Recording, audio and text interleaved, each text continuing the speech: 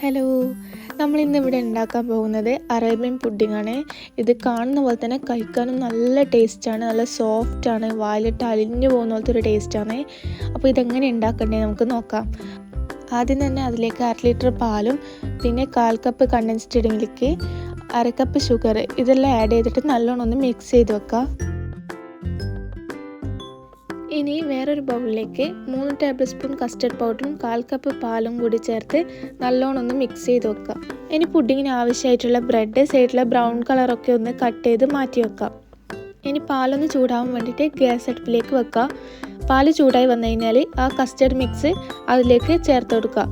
എന്നിട്ട് നല്ലോണം ഒന്ന് മിക്സ് ചെയ്യുക. എന്നിട്ട് തന്നെ ഫ്ലെയിം ലോ ആക്കി വെക്കുക. അപ്പോൾ ചൂട് കൂടിക്കഴിഞ്ഞാൽ ഇത് അടിക്ക് പിടിക്കാൻ ചാൻസ് ഉണ്ട്, വേഗം കട്ടിയായി പോവുകയും ചെയ്യും.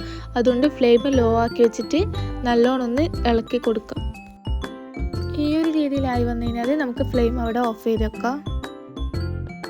ഇനി ഒരു പുഡിംഗ് ട്രേ എടുത്ത് വെക്കുക. അതിൽ നമ്മൾ ഉണ്ടാക്കി വെച്ച കസ്റ്റർഡ് മിക്സ് അതിൽ ഫസ്റ്റ് ലെയറായിട്ട് സെറ്റ് ചെയ്ത് കൊടുക്കാം.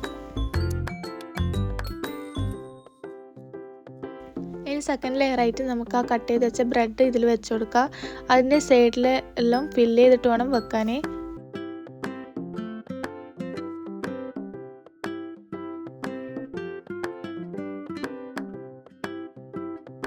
ഇനി ആദ്യം തേർഡ് ലെയറായിട്ട് ആ കസ്റ്റർഡ് മിക്സ് തന്നെ ഇതിൻ്റെ മേലും കൂടി ഒഴിച്ചു കൊടുക്കുക.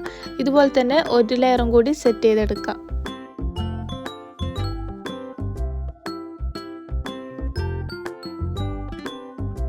ഇനി ഇതിൻ്റെ മുകളിലായിട്ട് ലാസ്റ്റിൽ വിപ്പിംഗ് ക്രീമും കണ്ടൻസ്ഡ് മിൽക്കും കൂടി മിക്സ് ചെയ്ത് ഒന്ന് ബീറ്റ് ചെയ്ത് വെച്ചതാണിത്. ഇനി ഇതിൻ്റെ മുകളിലായിട്ടൊന്ന് സ്പ്രെഡ് ചെയ്ത് കൊടുക്കുക.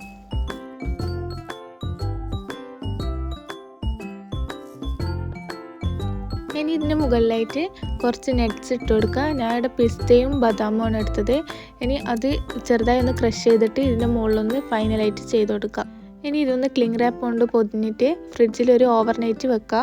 എന്നിട്ട് കഴിക്കുമ്പോഴേക്കും അടിപൊളി ടേസ്റ്റ് ആയിരിക്കും. ഇത് വായിലിട്ടാൽ അലിഞ്ഞു പോകുന്ന പോലത്തെ ഒരു ടേസ്റ്റാണ്. പിന്നെ നല്ലൊരു മധുരവും എല്ലാം ആയിട്ട് നല്ലൊരു ടേസ്റ്റാണ്. അപ്പോൾ ഇതെല്ലാവരും ഉണ്ടാക്കി വെക്കുക.